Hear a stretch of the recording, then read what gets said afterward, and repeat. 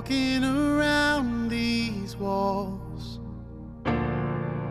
I thought by now they'd fall, but you have never failed me yet.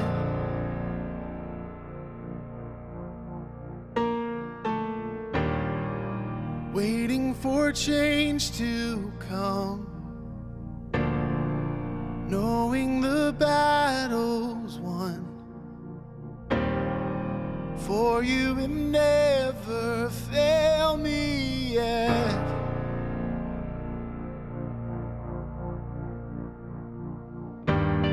Your promise still stands, great is your faithfulness, your faithfulness.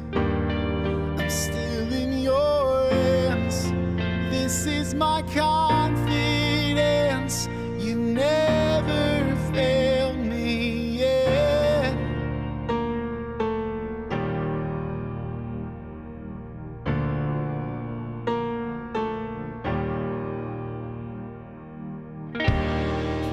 I know the night won't last, your word will come to pass.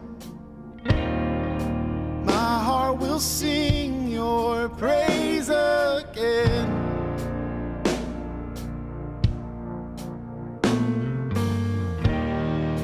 Jesus, you're still enough. Keep me within your love. My heart will sing your praise again.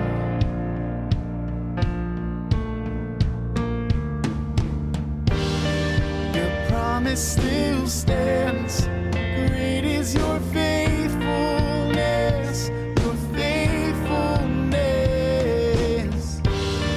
I'm still in your hands, this is my confidence, you never fail.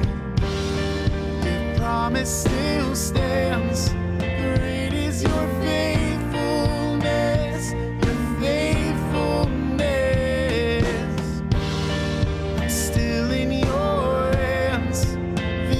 My confidence, you never failed me yet.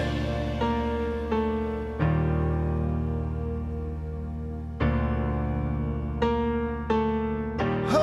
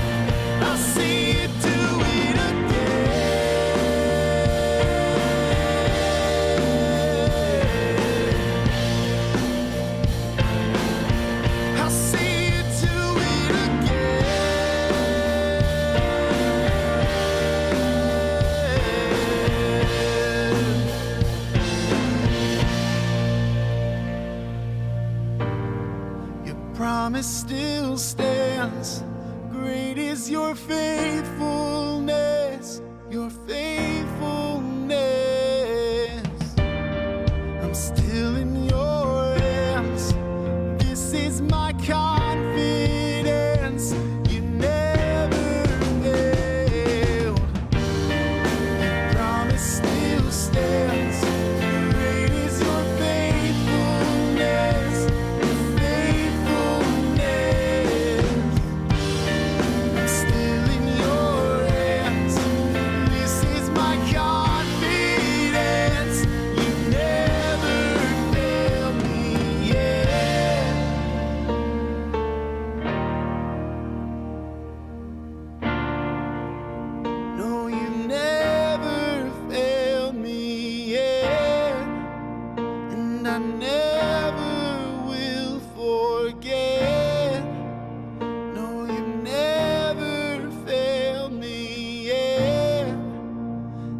and I never will forget.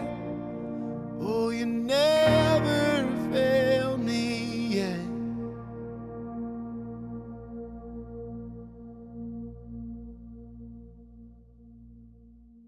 You got to bear with me. My audience is usually younger than 12. So I'm going to tell you guys a good old-fashioned Bible story, one you may have heard 100 times, and at the very least you've heard of it 100 times. David and Goliath. Now, see, the Philistine armies were doing what the Philistine armies do. They were getting ready to invade Israel. They did this throughout history, throughout their entire relationship. They just invaded and tried to control, and they were doing it again. And King Saul went and grabbed his army and went to meet him in battle. So they went and they met in this valley. You had the Philistines on one side camped, and the Israelites camped on the other. And they all lined up, getting ready for a battle, getting pumped up. Probably like a football game. They're all yelling, "Oh, let's do this." And then all of a sudden they hear coming through the Philistine ranks. And this giant of a man standing 9 feet tall, shining bronze helmet on his head with a glowing coat of chainmail that weighed 125 pounds. That's a lot. That probably weighs as much as Rebecca Kelly. That's a lot of weight to be carrying around on you. This was a big man. He had a spear. The Bible says the shaft was the size of a beam. This ain't no little like javelin from high school. This is a spear. The head on this spear weighed 15 pounds. This is a big guy. And he marched out in front of the troops with his shield bearer going in front of him. And he starts to taunt the Israelites. He yells at them. He said, "Why do you even line up for battle? Am I not a Philistine champion? Are you not the servants of Saul? Choose a man, have him come down to me. If he kills me, we'll be your slaves. But if I kill him, you'll be our slaves. This day I defy the armies of Israel. Give me a man and let us fight each other." And when Saul and the Israelite troops heard this, they began to shake. They were terrified. Who's going to fight this 9-foot-tall giant? I don't know if you guys realize how tall 9 feet is. You know, when we see the Bible story books, children's books, it shows this giant who's as tall as a building.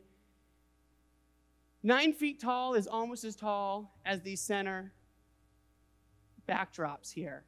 That's a big man. David was 14. Put that in perspective.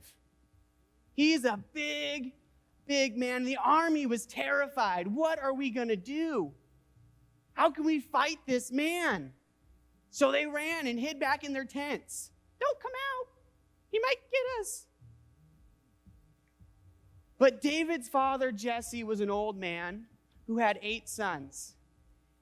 And his 3 oldest sons were at the battle with Saul, getting ready to do battle. But David was the youngest, so he would go back and forth from the battle and back to his father to help his dad with the sheep. He was a shepherd. And one day, Jesse came to David and said, "David, I want you to take this grain and this bread to your brothers and bring this cheese to their commander. And then tell me how they're doing. I really want to know." And so David, excited to go, he found another shepherd to leave the sheep with, and he left that next morning, and he got there as fast as he could. And when he got there, he could hear the battle cries in the distance.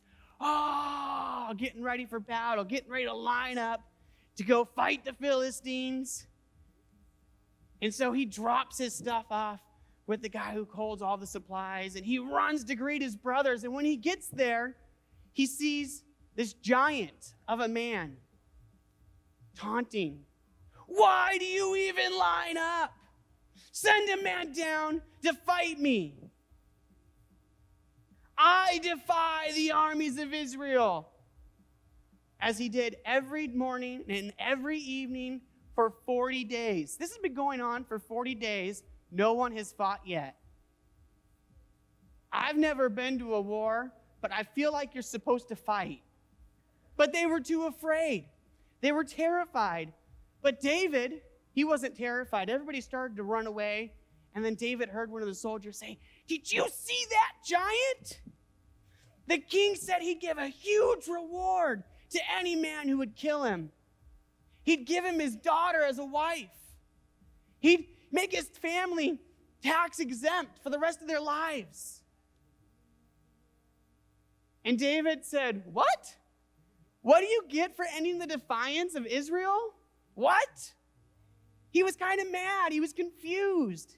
Why was everybody afraid of this Philistine? So he goes and he asks him, "What do you get?" He goes, "Yeah, that's what you get." But then David's older brother sees David, and he gets mad. You know, as big brothers do with little brothers. He goes up to David, "What are you even doing here? I know your wicked heart. You just wanted to watch the battle. Get out of here." And David, being a little brother, "Oh, what did I do now? Can't I even talk?" And he storms off. And then he goes and finds another soldier and asks him the same question. And he gets the same reply. And word of this question got back to the king. So the king called David to his tent. So David, 14-year-old David, goes into the king's tent, and no fear of the king, and just says, "Let no man lose heart on account of this Philistine. Your servant will kill him." And the king, he's like, "Okay, there's no way that you can fight this Philistine and win. Have you seen him?" And David told him, "Your servant has been keeping his father's sheep. When a lion came or a bear came and carried off the sheep from the flock, I went after it and I struck it and saved it from its mouth. And when it turned on me, I grabbed it by the hair and I clubbed it to death." A 14-year-old. "Their servant has killed both lion and bear, and this Philistine will be like one of them, because he has defied the armies of God, and the Lord who rescued me from the lion and the bear will rescue me from his hands."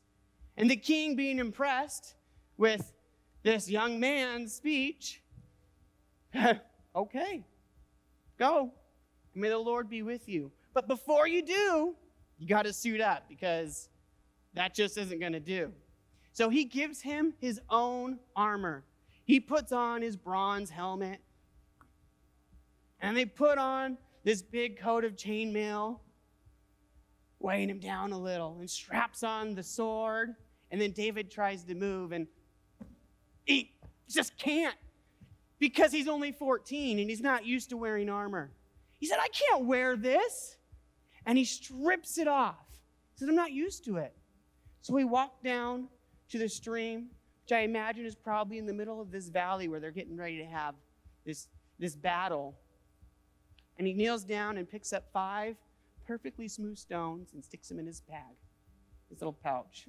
And armed with nothing but his shepherd's staff and a sling with a couple rocks, he started to walk towards Goliath across the valley, walking towards him. And Goliath sees that it's just a boy. He yells taunts at David. "What am I, a dog, that you come at me with a stick? Come here so I can feed your flesh to the birds and the wild animals." And David replied to him, "You come against me with sword and spear, but I come against you in the name of the Lord Almighty, the God of the armies of Israel, whom you have defied. This day he will deliver you into my hands, and I will strike you down and cut off your head. I will give the bodies of your men to the birds and the wild animals, and the whole world will know where there's a God in Israel, and all here will know that he does not save with sword or spear, for the battle is his, and he will give all of you into our hands. So Goliath, angry, just begins to walk towards him like, I'm going to kill him. I'm going to get him. But David doesn't turn and run and shake in fear like Goliath was used to.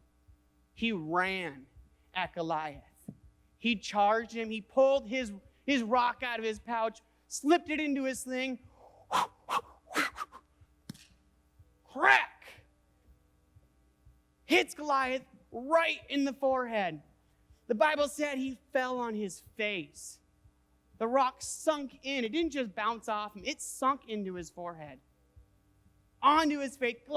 David runs up to Goliath, takes his own sword, and chops his head off.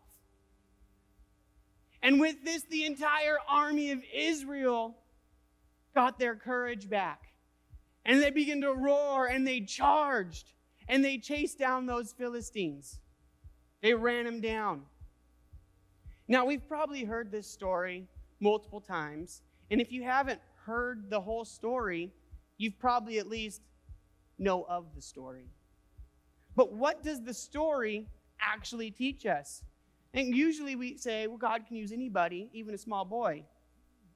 Yeah, that's true. God can use anybody, even a small boy. But why David? Why did God choose David specifically? Who does God choose to use? God didn't choose David simply because he was an unlikely boy, and he was an unlikely boy, the scrawniest, youngest son of an old man with 8 brothers, and he just didn't look the part. Nobody would have suspected David. So let's look at what David was. Why would God choose him? He loved God with all of his heart. In fact, when everybody else was getting made fun of by Goliath and got scared, he wasn't scared.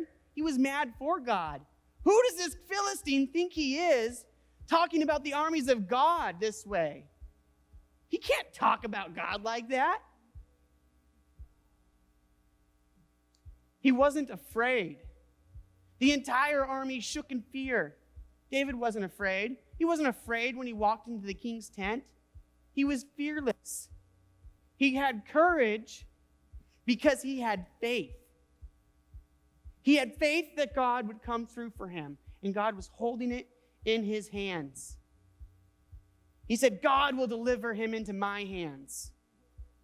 Not, I'll fight him, but maybe I'll win, maybe I'll lose. He said, no, God has this, and God will deliver him into my hands.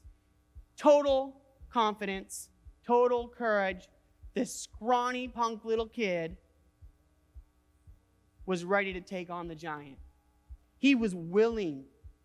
When he saw that no one else stood up for 40 days, you guys realize that they stood there for 40 days just shaking in their boots? 40 days. Then this little boy comes up and said, if they won't do it, I will, because somebody has to do it. See, God wants us to have faith like that. If they aren't going to do it, I'll do it, because somebody has to do this. This is important. They can't talk about God like that. They can't, we're not going to be their slaves. Somebody has to stand up against them. And I think the biggest one, David was prepared. He knew what he knew. See, God had been preparing David his whole life. When a bear came and a lion came, who would grab a bear by the hair and club it to death? Especially a 14-year-old. I think most people see a bear and they just turn tail and see ya. And they're out of there. Not David. He had to protect those sheep.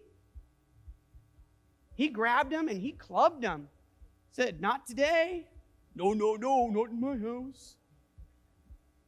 And he went after those bears. See, God was strengthening his ability in those moments. And not only was he strengthening his ability, but he was encouraging his faith. Because when you have God come through for you, it builds your faith. And David, see, we all have God come through for us, but we don't all do what David did. He recognized that it was God coming through for him. And that is what built his faith. Because we all have good things happen. Every day something good happens to everybody. We don't always recognize that something good happened. We don't always say, oh, God really had my back. You know what? Something bad might have happened, but I'm still here at the end of the day.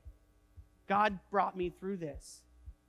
And that is what built David's faith. Not the good thing, but the fact that he knew it was God. How many times, see, he wasn't just prepared, though, the way everybody else was prepared. All the soldiers were wearing armor, had swords. They went to put the armor on David, and David said, I can't. That's not how God prepared me. That's not how I was prepared to do this. God prepared me to use a rock and a stick. And it's worked in the past, it'll work again. See, the sword worked for a lot of people throughout history. The spear worked for a lot of people throughout history, but David wasn't those people. The sword worked for Goliath. Spear worked for Goliath. But David had something Goliath didn't have. He had God on his side. How many times do we go to do something, we see something work for somebody else and think, oh, that really worked good for them. Let's do it that way. But really, you have God over there saying, well, actually, I wanted you to do it this way, the way I taught you to do. I taught them to do it that way. I'm teaching you to do it this way. Because you don't have to do what they have to do. God prepares everyone a different way for a different purpose for a different person. Because that's what we're all here for, right? We're all here to reach people. That's what God told us to do. Go out into the world and make disciples. But everybody's different. And God's preparing you to reach somebody specifically. Somebody's job over here is to reach Robert, and somebody's job over here is to reach Joey. It may not be the same person. It may not be with the same tactics. So don't necessarily see something work and think that's the only way. God gives you original ideas for a reason. God gave you a purpose, and He wants you to use your purpose. When the time comes to act, ask yourselves, who are you going to be like? The army that quaked in fear of the giant? Or the young boy who loved without fear, who was willing and had faith that God would come through and prepared to act without hesitation? How many times do we hesitate? I know I do it all the time. You just feel, God, hey, go talk to this person. Oh, maybe next time. Oh, hey, go talk to that homeless guy on the street. Go give him a cheeseburger or whatever. Oh, he smells. I don't want to go talk to him right now. And you hesitate, and the moment's gone. The army hesitated for 40 days. David didn't hesitate for a second. He got there, and he was ready to act. He wasn't a soldier. He wasn't a man of war. Not yet. But God had prepared him in His own way. And God has prepared you in your own way. So go, be like David, don't have fear, and act. If there's anyone here today who hasn't asked Jesus into their heart and you want to, I'm going to ask that everybody closes their eyes and bows their heads and just raise your hand if you want that.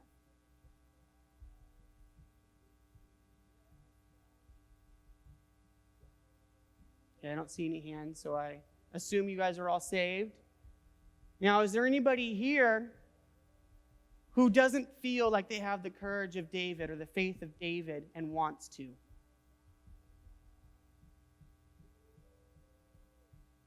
Okay, I want you to say this prayer with me. Father, give me courage like David.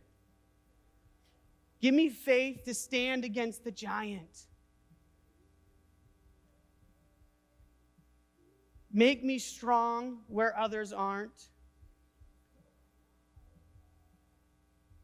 And make me humble to recognize you. In Jesus' mighty name, amen.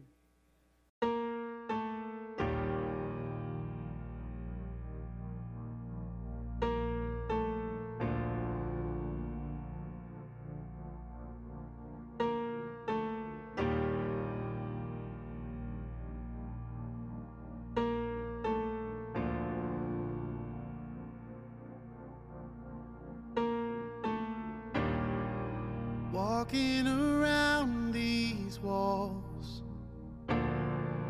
I thought by now they'd fall, but you have never failed me yet.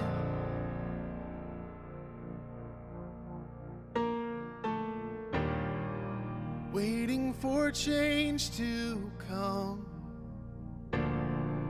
knowing the battle's won, for you have never failed me yet.